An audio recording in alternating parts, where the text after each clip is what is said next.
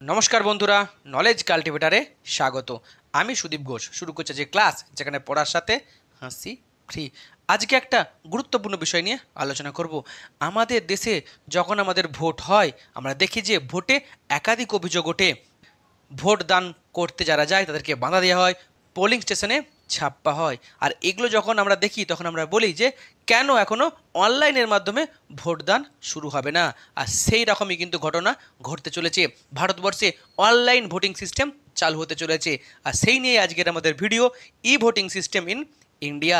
আজকের ভিডিওতে থাকছে এই নিয়ে কী খবর আছে, ই ভোটিং সিস্টেমটা কি, ভারতবর্ষের কোথায় কিভাবে এই ই ভোটিং সিস্টেম চালু হতে চলেছে, এই অনলাইন ভোটিংয়ের ভালো দিক কী, খারাপ দিক কী, আর কবে সারা দেশে এই অনলাইন ভোটিং সিস্টেম চালু হবে। ভিডিও শুরু করার আগে এটি একটি শিক্ষামূলক ভিডিও। এই ভিডিওর কোনো অংশে হিংসা ও রাজনৈতিক এবং সাম্প্রদায়িক বিদ্বেষ অন্তর্ভুক্ত নেই। তবু ভিডিওর কোনো অংশ বিতর্কিত মনে হলে সেটি অনিচ্ছাকৃত এবং তার জন্য ক্ষমা প্রার্থী। এখন ভিডিওটি পুরোপুরি দেখুন আর এই রকম কারেন্ট অ্যাফেয়ার্সের ভিডিও বাংলায় জানতে চ্যানেলটি সাবস্ক্রাইব করে পাশে থাকুন। এখন আজকের ভিডিও। ভারতবর্ষের ভোটদান সিস্টেমে যে বিপ্লব আসতে চলেছে, ভারতবর্ষের ডেমোক্রেটিক সিস্টেমে যে ভোটদান হয় সেখানে কিন্তু আমূল পরিবর্তন হতে চলেছে। পুরো একটা নতুন সিস্টেম আসতে চলেছে আমাদের এই ভোটদানে। এবার থেকে আমাদের দেশে ভোটদান শুরু হবে অনলাইনের মাধ্যমে, বা যেটাকে আমরা বলছি ই ভোটিং সিস্টেম। আর এই ই ভোটিং সিস্টেম যখন চালু হতে চলেছে তখন একদল বলছে এটা খুব ভালো, খুবই প্রয়োজনীয় ছিল, আর একদল বলছে এতে একাধিক সমস্যা থাকতে পারে। আর সেই জন্যই আমরা এখন দেখে নেব এই ই ভোটিং সিস্টেমটা কি। ভারতবর্ষের গণতন্ত্র যা বিশ্বের বৃহত্তম গণতন্ত্র, যার দিকে কিন্তু গোটা পৃথিবীর নজর থাকে যখন ভারতবর্ষে কোনো জায়গায় ভোট হয়, সে সারা দেশের সাধারণ নির্বাচন হোক কিংবা কোনো রাজ্যের একটা বিধানসভা নির্বাচন। আর সেখানে সবথেকে গুরুত্বপূর্ণ হচ্ছে ভোটদান, যেটা মানুষের গণতান্ত্রিক অধিকার বা সাংবিধানিক অধিকার। এতদিন আমরা ভোটদান দেখেছি কিসে, যে ব্যালট পেপারে বা ব্যালট বক্সে, তারপরে এখন দেখছি ইভিএম মেশিনে, ইলেকট্রনিক্স ভোটিং মেশিন। কিন্তু বলা হচ্ছে যে এই ব্যালট বক্স বা ইভিএমের দিন শেষ হতে চলেছে, নতুন সিস্টেম আসতে চলেছে যেখানে অনলাইনে ভোটদান করা হবে। মেনলি বাড়িতে বসে মোবাইলের অ্যাপের মাধ্যমে এখানে ভোটদান করা হবে নিজের পছন্দ মতো প্রার্থীকে, যার ফলে কোনো ভোটারের ভোটদান কেন্দ্রে যাওয়ার কোনো প্রয়োজন নেই, ভোট নিয়ে কোনো চিন্তা নেই, এবং বাড়িতে বসেই আরামসে তারা স্মার্টফোনের মাধ্যমে একটি অ্যাপ ব্যবহার করে ভোটদান করতে পারবে। এখন এই যে অনলাইন ভোটিং সিস্টেম কোথায় চালু হতে চলেছে, এই অনলাইন ভোটিং সিস্টেম চালু হতে চলেছে বিহারে। বিহারের যে পৌরসভা নির্বাচন আছে, সে বিহারের পৌরসভা নির্বাচনে এই পোলিং স্টেশনে ভোটদানের পাশাপাশি বিহারের রাজ্য নির্বাচন কমিশন এবং বিহার সরকার এই অনলাইন ভোটিংয়ের ব্যবস্থা চালু করেছে। বিশেষ করে যারা পরিযায়ী শ্রমিক, যারা রাজ্যের বাইরে থাকে, কিংবা প্রেগনেন্ট মাদার, যারা শারীরিক অসুস্থ এবং যারা শারীরিকভাবে অসুস্থ এবং বয়স্ক ব্যক্তিরা, তাদেরকে আর কষ্ট করে পোলিং স্টেশনে যেতে হবে না। তারা বাড়িতে বসে বা যে কোনো জায়গা থেকে এই অনলাইনে অ্যাপের মাধ্যমে তারা তাদের নিজের পছন্দ মতো ব্যক্তিকে ভোটদান করতে পারবে। সেই কারণেই বিহারের রাজ্য নির্বাচন কমিশন সিড্যাগ নামে একটি সংস্থা তাদের সঙ্গে যৌথ উদ্যোগে একটি অ্যাপ তৈরি করেছে। আর এই অ্যাপের মাধ্যমেই ভোটার কার্ডের যে এপিক নাম্বার আছে সেই এপিক নাম্বার দিয়ে, আর তার সাথে ফেস রেকগনিশন যে সিস্টেম সেটা দিয়ে ওটিপির মাধ্যমে নিজের পছন্দ মতো ব্যক্তিকে তারা ঘরে বসেই এই মোবাইল অ্যাপের মাধ্যমে ভোটদান করতে পারবে। যাতে মোবাইলের মাধ্যমে যে ভোটদান করা হচ্ছে সেটা সিকিউরিটি থাকে বা স্বচ্ছ থাকে, তার জন্য এখানে ব্লক চেন সিস্টেমকে ব্যবহার করা হয়েছে। এবং বিহারের রাজ্য নির্বাচন কমিশন টার্গেট নিয়েছে যে তারা এই প্রথম ভারতবর্ষে এই ই ভোটিং সিস্টেম চালু করতে চলেছে। আর তাই যে প্রথমবার চালু করতে চলেছে, এখানে প্রায় 50,000 ভোটারকে তারা এই ভোটদানের আওতায় আনবে বলে লক্ষ্যমাত্রা নিয়েছে, যা আগামী দিনের জন্য একটা বিরাট বড় বিপ্লব হতে চলেছে ভারতবর্ষের এই ভোটিং সিস্টেমে। এখন এই যে অনলাইন ভোটিং বা ই ভোটিংয়ের সুবিধা কি? মেনলি ই ভোটিংয়ে তোমার পোলিং স্টেশনে যাওয়ার কোনো প্রয়োজন নেই, তুমি বাড়িতে বসেই ভোট দিতে পারবে নিজের পছন্দের ব্যক্তিকে। তাই এটা কিন্তু ভোটারদের জন্য খুব ভালো।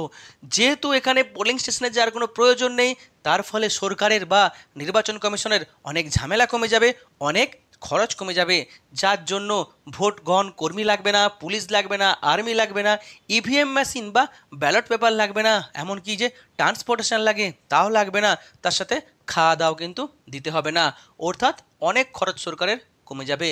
আবার পলিটিক্যাল পার্টি বা রাজনৈতিক দলগুলোরও কিন্তু অনেক সুবিধা হবে, তাদের অনেক ঝামেলা কমবে, তাদের অনেক খরচ কমবে, কারণ ভোট গ্রহণের যে দিন সেদিনটা তাদের কাছে একটা উৎসবের ব্যাপার, ব্যাপক তাদেরকে ব্যবস্থাপনা করতে হয়, আবার কি পোলিং এজেন্ট দিতে হয়, এখানে কোনো কিছুই লাগবে না।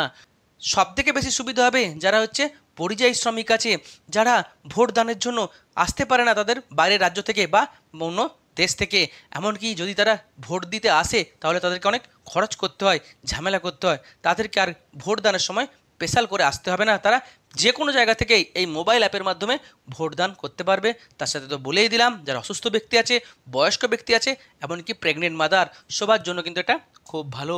আবার সবথেকে বড় কথা, যখন ভোটদান হয় সে ভোটের দিন, ভোট গ্রহণের দিন একাধিক অভিযোগ ওঠে, বিশেষ করে একটি রাজনৈতিক দল অপর রাজনৈতিক দলের লোকজন বা অপর রাজনৈতিক দলের যারা সমর্থক তাদেরকে নানানভাবে প্রভাবিত করে।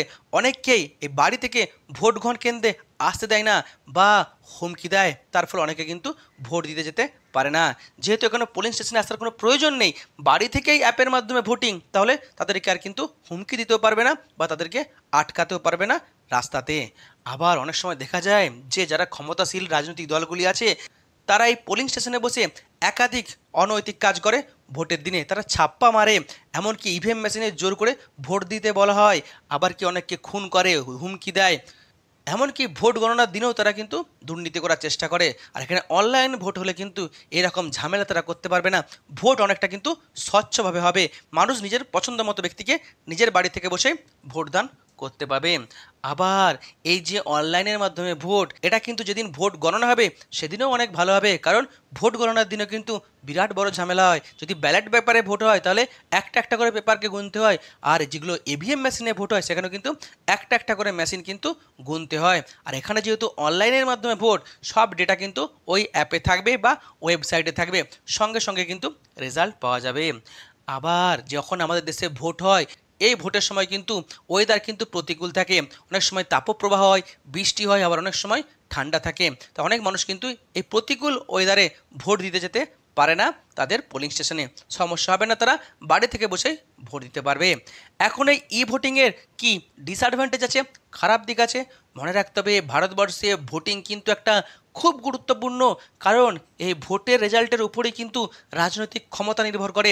আর রাজনৈতিক ক্ষমতা মানে কিন্তু এখন বর্তমান হয়ে দাঁড়িয়েছে টাকার ক্ষমতা, পয়সার ক্ষমতা। তাই সব রাজনৈতিক দল চেষ্টা করে যে কোনোভাবে হোক এই ভোটটাকে যে পলিটিক্যালি মোটিভেট করতে বা তাদের বা কোথাও না কোথাও কুক্ষিগত করতে। আর তার ফলে তারা শত চেষ্টা করবে বিভিন্ন নামি দামি হ্যাকারকে দিয়ে এই ওয়েবসাইটকে হ্যাক করা বা অ্যাপকে হ্যাক করা কিংবা কিংবা মোবাইলকে হ্যাক করা, যাতে এই রেজাল্টকে তারা মোটিভেট করতে পারে। আবার আমরা জানি এখন আইটি ইন্ডাস্ট্রি অনেক উন্নত, হয়তো দেখা গেল যেদিন ভোট গ্রহণ হবে সেদিনে হয়তো বিস্তীর্ণ অঞ্চলে যে জ্যামার বসিয়ে দেওয়া হলো, তাহলে কোনো মোবাইল কাজ করবে না, নেটওয়ার্ক কাজ করবে না, সমস্যা হবে। আবার আমরা জানি যে ভারতবর্ষের অনেক মানুষ আছে যারা কিন্তু এখনও যারা স্মার্টফোন ব্যবহার করতে পারে নাই, বা ভারতবর্ষের অনেক জায়গা আছে যেখানে কিন্তু এখনও সঠিক বা স্ট্রং নেটওয়ার্ক পরিষেবা নেই, তার ফলে কিন্তু ওই অঞ্চলের মানুষের সমস্যা হবে। আবার সেই যে স্মার্টফোন, যারা উইকার সেকশনের মানুষ আছে, যারা পিছিয়ে পড়া মানুষ আছে, তারা কিন্তু সঠিকভাবে এই স্মার্টফোনকে ব্যবহার করতে পারে না। আর এটাকে হয়তো সুযোগ লাগাতে পারে এই পলিটিক্যাল পার্টিগুলি, হয়তো ওই ভোটের দিন জোর করে বাড়িতে গিয়ে গুন্ডা নিয়ে তাদের মোবাইল নিয়ে নেবে আর মোবাইল থেকে জোর করে তারা ভোট দিয়ে দেবে, অর্থাৎ এখানেও কিন্তু সমস্যা হতে পারে। তাছাড়া আরও সমস্যা আছে, আমরা জানি যে আইটি ইন্ডাস্ট্রিতে যে কোনো ওয়েবসাইটে সেটা সার্ভার ডাউন হয়ে যায়, সেটাও কিন্তু সমস্যা হতে পারে যদি ভোটের দিন হয়। আবার আমরা জানি যে যখন প্রাকৃতিক বিপর্যয় ঘটে, সে ভূমিকম্প কিংবা ঘূর্ণিঝড়, সে সময় কিন্তু নেটওয়ার্কের সমস্যা থাকে বা সার্ভারের সমস্যা থাকে, তাহলেও কিন্তু সমস্যা হতে পারে যদি সেটা ভোটের দিন হয়। এখন আমরা বুঝতে পারলাম কি যে বিহারের একটা ছোট্ট মিউনিসিপ্যালিটিতে এটা শুরু হতে চলেছে। এখন কবে সারা দেশে হবে, যাতে মানুষ সঠিকভাবে নিজের ইচ্ছায় স্বচ্ছন্দে তাদের প্রিয় ব্যক্তিকে ভোট দিতে পারে। এখন বুঝতে হবে স্বাধীনতার পর থেকে যখন ভোটিং সিস্টেম চালু হয়েছিল তখন কিন্তু এত উন্নত ভোটিং সিস্টেম ছিল না, তখন কিন্তু এই ব্যালট পেপারে ভোট হতো, আর ব্যালট পেপার ভোট নিয়েও কিন্তু একাধিক দুর্নীতি হতো। পরবর্তী ক্ষেত্রে 80-র দশকের শেষের দিকে কেরালার রাজ্য নির্বাচন কমিশন কেরালার একটি মিউনিসিপ্যালিটি ভোটের বাই ইলেকশনে প্রথমেই ইভিএম মেশিনকে চালু করেছিল, আর সেটা কিন্তু সাফল্যের সাথে হয়েছিল। তারপরে যত দিন গেছে ভারতবর্ষের নির্বাচন কমিশন দেখেছে যে হ্যাঁ, ইভিএম কিন্তু যথেষ্ট ভালো, অনেক সময়ও কম লাগছে এবং এখানে কিন্তু সিকিউরিটি স্ট্রং আছে। তাই তারা উন্নত প্রযুক্তিকে কাজে লাগিয়ে 2000 সালের দিকে গোটা ভারতবর্ষে কিন্তু এই ইভিএম এর মাধ্যমে ভোটদান শুরু করে। অর্থাৎ আমরা হয়তো আগামী দিনে এরকমই একটা ঘটনা ঘটতে চলেছে।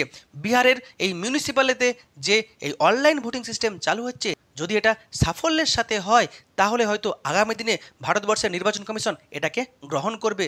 আরও উন্নত প্রযুক্তি কাজে লাগিয়ে হয়তো সারা দেশের বিধানসভা ভোট আর লোকসভা ভোটে হয় আমরা এই অনলাইন ভোটিং বা ই ভোটিংয়ের মাধ্যমে ঘর থেকে বসে ভোটদান করতে পারবো নিজের পছন্দ মতো ব্যক্তিকে। তাহলে কিন্তু সারা ভারতবর্ষের এই নির্বাচনে একটা বিরাট বড় বিপ্লব আসবে। এই হলো আজকের ভিডিও, যেখানে আমি টোটাল বিষয়টিকে সুন্দরভাবে তুলে ধরার চেষ্টা করলাম। এখন যদি আপনি এই অনলাইন ভোটিং সিস্টেমকে সাপোর্ট করেন অবশ্যই কমেন্ট বক্সে জানাবেন। ভিডিওটি এখানে শেষ হলো। ভিডিওটি যদি ভালো লাগে অবশ্যই লাইক, কমেন্ট, শেয়ার এবং চ্যানেলটি সাবস্ক্রাইব করতে ভুলবেন না। আবার দেখা হবে নতুন একটি ভিডিওতে। ততক্ষণ পড়তে থাকো, হাসতে থাকো।